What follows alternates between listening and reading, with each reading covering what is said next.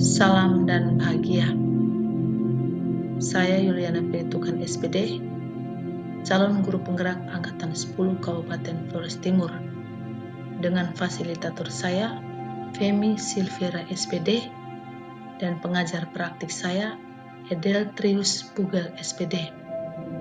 Saya akan menyelesaikan aksi nyata pada modul 1.4 tentang budaya positif.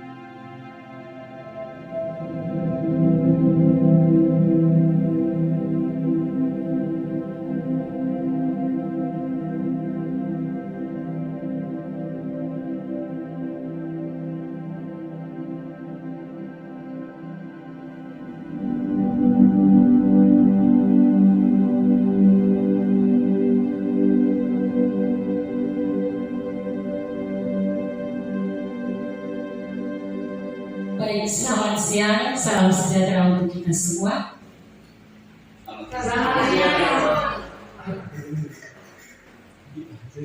Yang saya hormati Bapak Kepala Sekolah SMP Santo Yusuf, Bapak Wakil Kepala Sekolah, serta seluruh guru dan pegawai SMPK Santo Yusuf yang saya.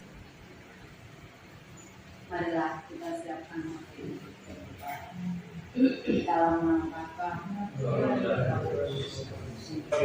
diberikan yang saya hormati Bapak Kepala Sekolah, Bapak Ibu guru hebat, ketiga guru penggerak, juga mewakili sekolah kita yang sudah lulus pada seleksi calon guru penggerak angkatan 10 tahun 2023. Teori seperti di dalam. Yang kedua, kita mengikuti seluruh proses kegiatan itu sampai dengan selesai. Yang ketiga ya, untuk teman-teman yang lain. Jempol. Oke. Mantap. Sekali lagi saya. Tepuk jempol. 1 jempol. 2 jempol. Jempol. Oke. Terima kasih. Silakan. Dari budaya positif ini, yang dimasukkan dalam budaya positif adalah keyakinan atau kebiasaan. Ada pengertian yang kedua adalah guru hendaknya mampu menjalankan perannya dalam menciptakan pembelajaran yang nyaman dan menyenangkan di sekolah. Nah, peran guru itu apa dalam menciptakan pembelajaran? Di sini saya mau menyampaikan bahwa kita sebagai guru tentunya sebelum kita masuk ke dalam ruangan kelas, tentunya kita harus menyiapkan diri.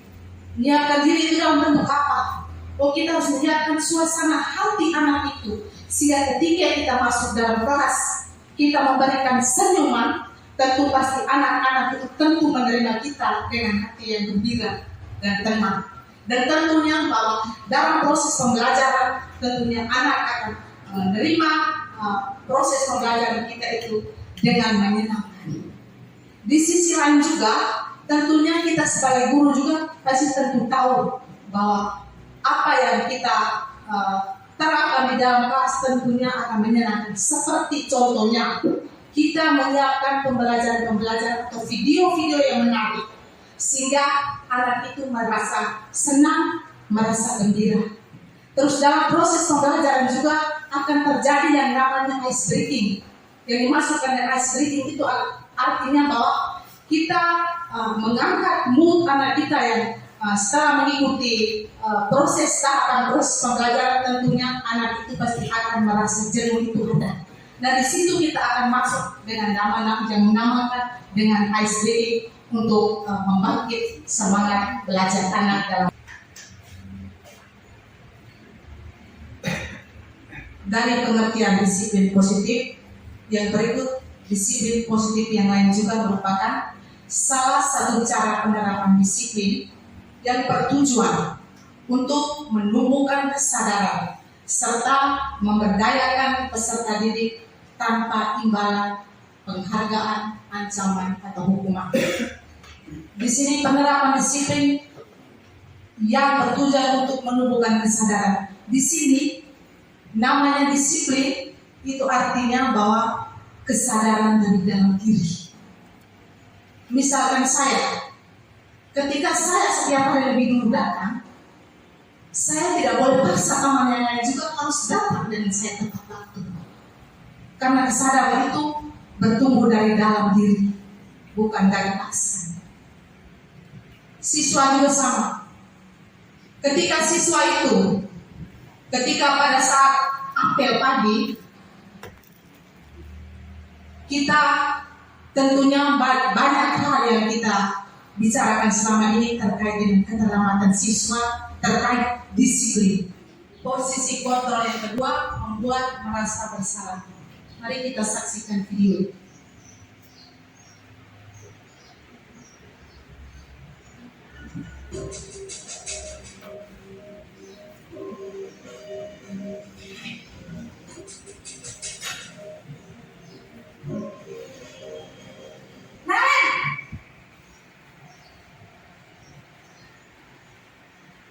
Selamat pagi, Bu. Naren, kamu kenapa terlambat lagi, nak? Ya Tuhan, Naren, kamu senang ya bikin ibu susah ya? Kalau kamu terlambat lagi, nanti ibu yang ditegur bapak kepala sekolah, nak. Disangka ibu tidak bisa membina kamu. Duh, gimana ini? Maaf, Bu. Duh, Gusti Naren, kamu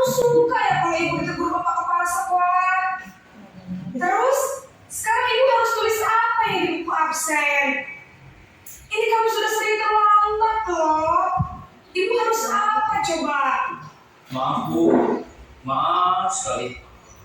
Ya sudah, lain kali jangan bikin ibu susah lagi ya nak ya. Ibu tidak akan kamu lagi kalau kamu begini terus. Bisa jantungan kalau ibu tegur bapak kepala sekolah.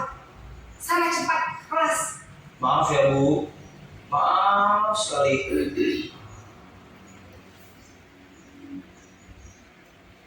Di posisi pembuat merasa bersalah di sini, kita sudah amati video tadi, kelihatan bahwa guru itu suaranya sedikit lembut, tapi kata-katanya sangat menyakitkan. Nah, dampak yang terjadi adalah siswa tetap disalahkan. Posisi kontrol yang ketiga, teman. Mari kita saksikan video ini.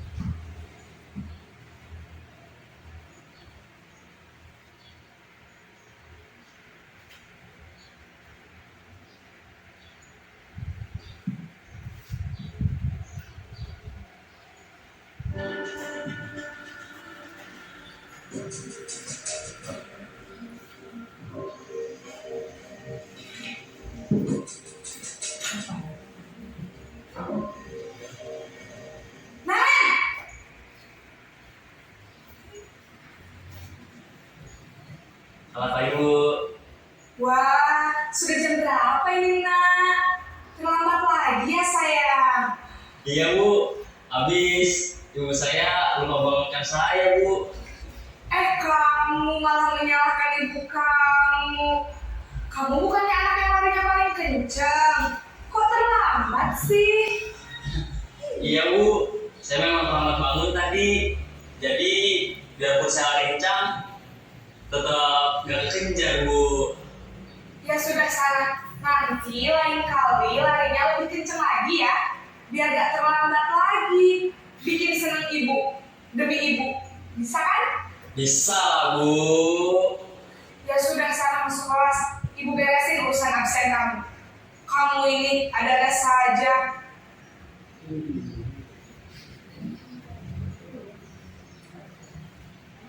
Posisi kontrol yang ketiga, posisi sebagai teman. Di sini kita bisa saksikan bahwa suara gurunya sendiri sedikit lebih lembut, sedikit bersenda gurau. Di sini menunjukkan bahwa siswa dengan sendirinya akrab dengan guru.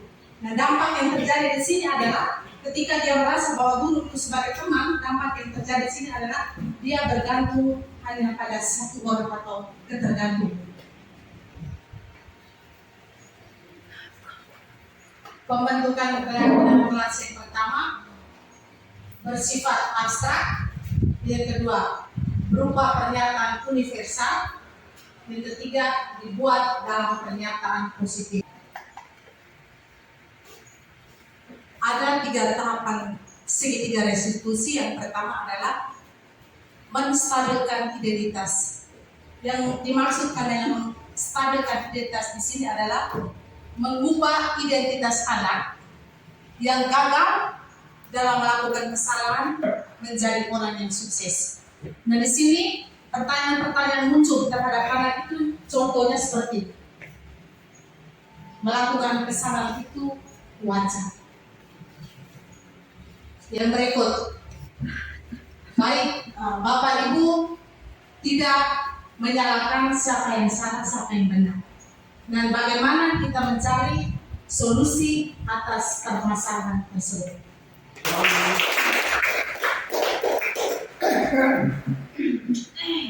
Baik, terima kasih untuk ketiga pemateri kita pada siang hari ini. Sepertinya sangat menarik sekali materinya, dari tema budaya positif sampai dengan poin-poin terakhir tadi. Saya yakin kita semua sudah tahu, tinggal saja kita terapkan dalam kegiatan atau proses pembelajaran kita di Santi Yusuf ini. Untuk itu, mari pada kesempatan ini kita buka diskusi. Jadi teman-teman diberikan kesempatan seluas-luasnya untuk berdiskusi atau sharing bersama tentang budaya positif yang sudah kita dengarkan bersama tadi. Lalu Baik, terima kasih atas kesempatan yang diberikan. Perkenalkan, nama saya Pak Markus Popong PC. Pada kesempatan yang pertama, terima kasih banyak untuk ketiga teman kita ya, sebagai narasumber calon guru penggerak angkatan 10 yang hari ini sudah berbagi praktik baik ya untuk teman-teman. Kita ambil biru dan kualifikasi supaya teman-teman sudah membawakan ini, kita menggunakan dengan sistem seperti APM itu. Jika kita mau terapkan, ya kita selalu bekerja sama kolaborasi sehingga apa yang kita harapkan dapat tercapai sehingga siswa itu mencapai namanya profil belajar Pancasila. kalau saya sendiri, antara kebutuhan, kebebasan, dan fungsi kontrol itu tidak bisa dipisahkan. Ketiga itu dia harus seperti rantai makanan yang tidak bisa dipisahkan dari salah satu poin. Ya. Karena kebebasan di sini kebebasan untuk anak-anak, bukan kebebasan untuk kita. Untuk menjadi sadar, kita harus berkeyakinan. Keyakinan itu yang tadi keyakinan dalam kelas. Itu berarti keyakinan yang dalam ruang kelas saja. Tapi harapan kita ke depannya, kita di sekolah seperti yang tadi dijelaskan, tapi saya minta lagi, di sekolah kita harus buat keyakinan sekolah. Supaya anak-anak juga tahu, kita dulu juga tahu bahwa kita punya keyakinan. Kalau kita langgar disiplin, kita seperti ini. Jadi selain keyakinan kelas, kita juga harus buat keyakinan sekolah. Itu saja. Terima kasih. Baik, Ibu CJB. Baik Ibu, terima kasih atas pertanyaannya. Saya mencoba untuk menjawab. Ya, yang Ibu harapkan itu terkait dengan keyakinan yang tadi kami penjelasan dari Ibu Vivi itu terkait dengan keyakinan kelas.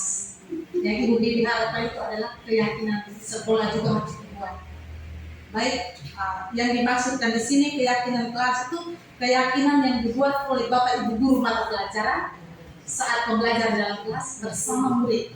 Sedangkan untuk keyakinan sekolah itu dibuat oleh warga sekolah, dari kepala sekolah, rekan sejawat, serta orang tua wali murid. Baik, saya tidak ada pertanyaan, sekedar apresiasi saja pada ketiga teman guru ini. Tentang budaya positif ini memang satu tema yang sangat baik untuk kita terapkan di sekolah. Saya hanya mau teringat akan sebuah pepatah yang pernah disampaikan katakan oleh Romo P, mengatakan bahwa for titer in re, so fiter in mod.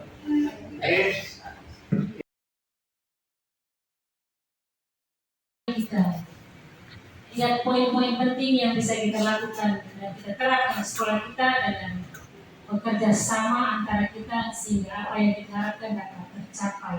Walaupun tidak sempurna 100%, minimal sedikit pun ada berubah. Sekian dan terima kasih.